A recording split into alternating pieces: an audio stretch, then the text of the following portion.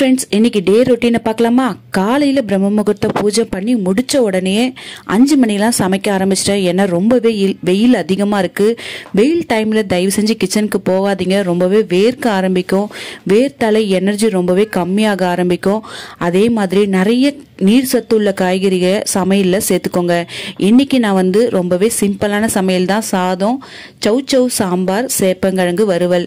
அதை கூட சாம்பார் ரொம்பவே ஈஸியான முறையில் எல்லாமே தாளித்து பருப்புலே கடைஞ்சி மிளகாத்தூள் புளி தண்ணி சேர்த்து வதக்குனதை அதில் சேர்த்துட்டு 2 விசில் வர வச்சு எடுத்துருவேன். ரொம்பவே ஈஸியான முறையில் சாம்பாரை வச்சுட்டு சேப்பங்கிழங்கு வறுவலையும் செஞ்சுட்டு கிச்சனையும் க்ளீன் பண்ணிவிட்டு பாத்திரம் துலக்கிட்டு என்னுடைய சமையல் வேலை எல்லாமே 8 மணிக்குள்ளே நான் முடிச்சிட்டேன்.